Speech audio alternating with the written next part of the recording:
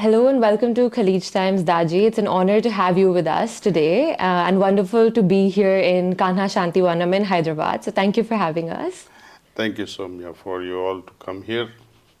Harjot and yourself and many people from who has accompanied you from Dubai. I am very thankful, grateful rather, and you're all welcome to Kanha Shanti Vanam.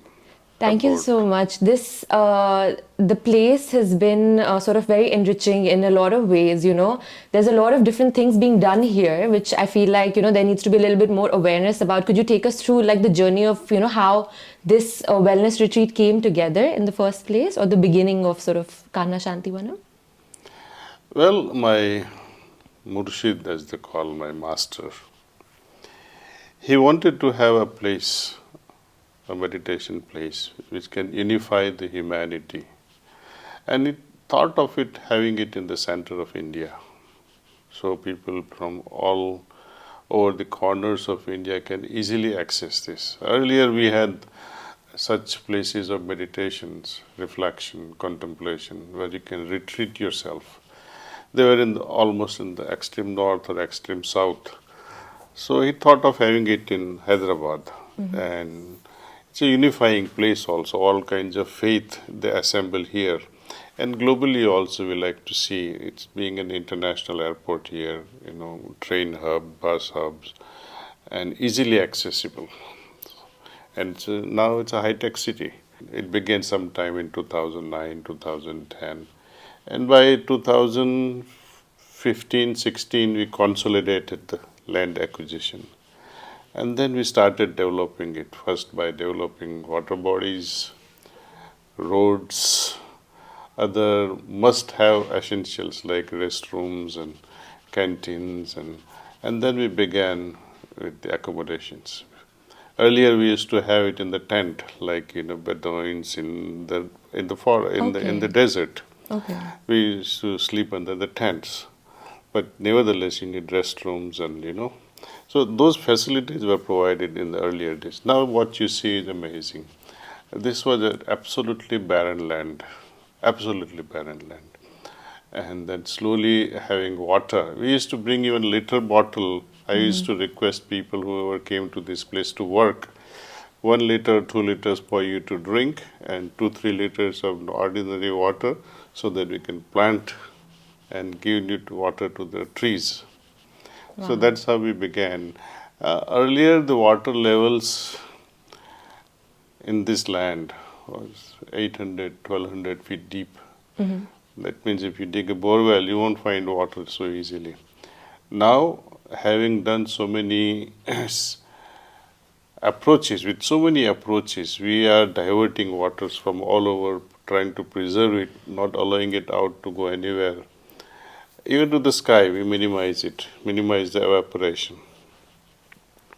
And we are at a situation now where the water level is sometimes in monsoon 50 feet, in summer it is 200 feet below the ground, which is excellent progress. Yeah, I was going to say, like when we come here, we can never almost imagine that this was a barren land. It's full of greenery, and it's so full of life. So how did you sort of also the focus on sustainability in Kanha Shanti Vanam started way before it became a mainstream conversation almost. Right now, It's a big focus all across the globe. People are trying to cut carbon emissions to zero. But I feel like you caught on the board a little early and started, and there's almost like net zero carbon emissions, if I'm not mistaken. Negative. Okay, wow. That's amazing. So how did you sort of where did that idea of sustainability come before sort of people brought it to the mainstream? Well, ecologically important, environmentally important. Sustainability, of course, it's important too. But for us, what had driven us so far was the having partnership with nature. See, when we exhale carbon dioxide, trees absorb it, right? And in return, they give you oxygen. Without this oxygen, you cannot survive. That's one. Number two, they take nothing. right? They take sunlight and little bit of water and some nutrition, cow dung as they say. And as long as you keep giving this, they'll keep flourishing. But what do they give in return? Coconut, very precious and sweet water. They give you dates. They give you mangoes. They give all kinds of fruits in return, just when you give a little bit of very insignificant thing, right? For example, when you meditate and you close your eyes and then after some time you get out of that meditative state, your way of life later on, it will make it deplete only. Correct. You interact with so many people and in the process, it is lost. But if you give a charge, this divine charge to plants and trees, they retain it for thousands of years without spoiling it. So, my master, when he shared all this, the inner significance of, I heard the story, but story was left as it is. But the true significance of having all these trees is to charge them and allow them to retain that charge, and they will share it with whosoever is coming in contact with it. I give you another example. Beautiful. A few years back, 5-6 years back, I had a severe vertigo and some other health issues. I was told that I should sit touching with my back the trunk of a tree. Okay. In a prayerful mode, requesting for healing my system. And within 2 days, most of 80% of the problems were gone. Wow. You just have to request that, please let us have exchange. Take what you like to have from my system, and I need some strength from you. It's like carbon dioxide and oxygen exchange. Like that, the healing effect. Something that is there with you, they need it. And something they have, the strength, we need that. Yeah. So there is a fair exchange. For sure. So this plantation of trees have really attracted my attention, not just for ecological or environmental reasons, but mainly my focus is for spiritual reason. But in turn, it's also benefiting the environment and doing so much good. So, I mean, it's a win-win situation. And I feel like anybody who takes a stroll in nature, goes for a walk, will be able to attest to what you've just said. You naturally feel more alive being around plants and trees. And we can see that in Kanha Shanti Vanam as well, But this thing that you pointed out, this charge that the trees and the plants maintain, human beings often find it very hard to kind of carry forward the effects of meditation after the session. So there's a lot of awareness now about meditation. You can sit for a session for 20, 30 minutes, an hour even. But people struggle with kind of taking that energy and implementing it through the rest of the day. Maybe they feel great while they're in the session, but throughout the day, it's sort of like, as you said, they meet people and the energy gets depleted again. And I know that heartfulness as a practice kind of teaches you to stay in that mode throughout the day. So if you could talk a little bit to us about that. The very first one itself takes you to a different dimension, makes you feel fulfilled in the beginning. But then there are lower pleasures in life. Meditation grants you higher pleasures and it's more subtle. So people can't hold on to it. And it's not sensory. It is supramental. So one who is too much involved in the worldly affairs, right? Nothing wrong with it. But if the other eye is also open towards the spiritual dimension, they can benefit a lot with this sort of meditation. And slowly a time comes that you just not meditate for half an hour or 1 hour in the morning. To you, you will feel that, it's the beginning of the day. And rest of the day will be spent in meditative state with open eyes. Okay. It's like with closed eyes when you begin meditation, and then you hold on to that state and you slowly walk into the worldly affairs. You spoke about, introducing this also to younger kids who can then, make it part of their wider system when they grow up and they kind of are better equipped to deal with life through it. We also went through the Brighter Minds program in Yes. Kanha Shanti Vanam, and we went through the school books of value-based education, where they had to literally sit down and like think about these things and be more conscious in their day-to-day life, right? With these, whether it's like gratitude or compassion, being kind. And then we also saw a few students of the school and the program, and they were able to do things that, is not sort of like, I wouldn't imagine a regular person or any other student outside to be able to do it. Things like, being blindfolded and guessing the color of the ball that we've given to them. So it really sort of like these things that that you wouldn't really imagine a person solving a Rubik's cube like with a blindfold on, right? Yes. So extremely bright individuals. So what is this program, and how is this helping the youth sort of bridge the gap in kind of being more heartful and conscious in their everyday life? Well, I'll make you do one exercise before I can explain to you Brighter Mind. Okay. Raise these two fingers. You can all do that also, audience. Do this one and this two. Right. Now, okay, switch it.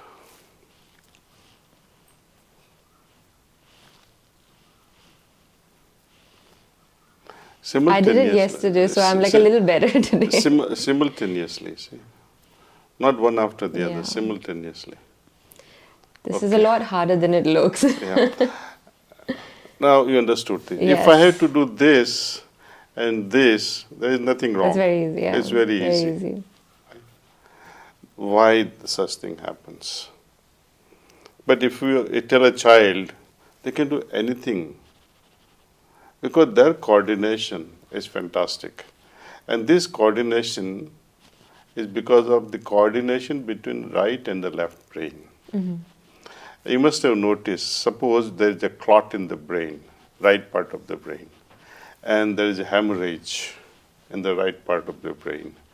Some nervous center will be destroyed. So what happens, what is destroyed on the right part of the brain means your left part of the body will be paralyzed. You can't move your hand. Similarly, when the brain centers in the left part of the brain is destroyed, your right body will be paralyzed. Okay. To a lesser extent, when there is no coordination between the right and the left brain, this happens. Okay. You keep on doing this only instead of switching fingers. It's like that. Many exercises are there, Yeah. Okay. and a time will come. Try this finger, the third one, the ring finger, without touching. Yeah. You see, it becomes so. This is how, as we age, this right-left brain coordination is lost. Sure. Through Brighter Mind, we train children to maintain their left and right brain coordination. That's very important. Second thing we do through alpha music notes, the alpha music notes are inaudible to the ears, but the brain can perceive it. Like some of the sounds, your cat will know faster, your dogs will know faster, human ears will fail to understand that. Some birds can see the light at night. We will fail in seeing those lights because they have different visions, different cells that perceive the light. Yeah. Okay. So we have a lot of limitations.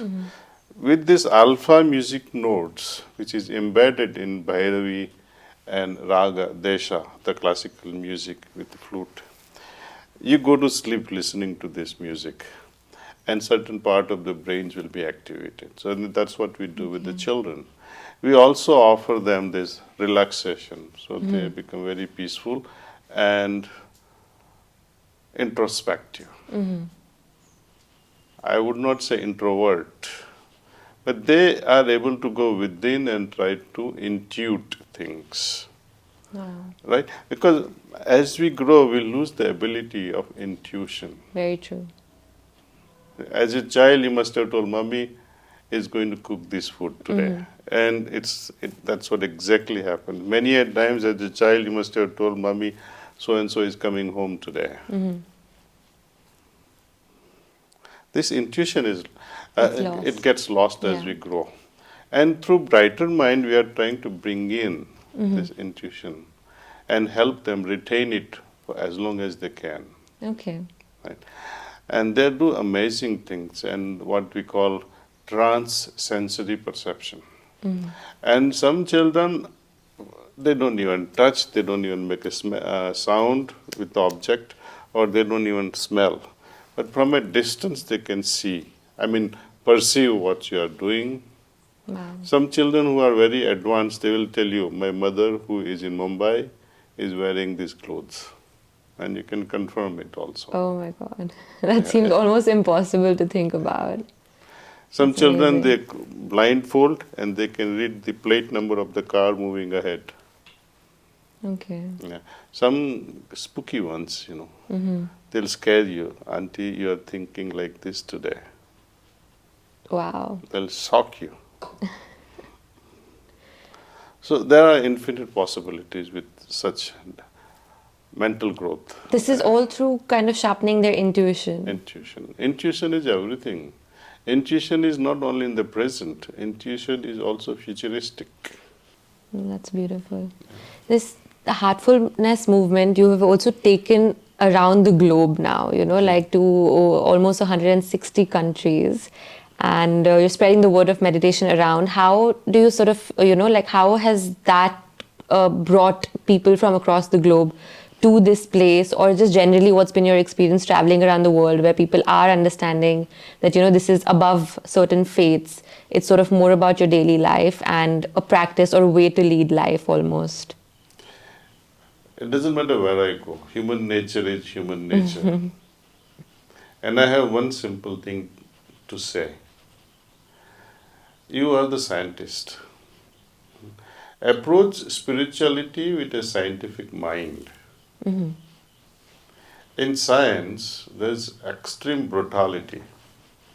They don't believe unless and until it is repeatedly proven that it is so. Yeah.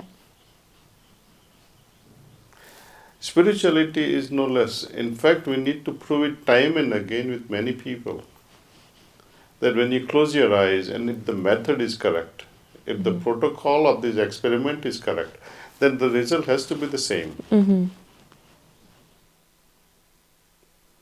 Right? The quality of the peace may change from person to person, but the product called peace or calmness or kindness or love or compassion will be same in all.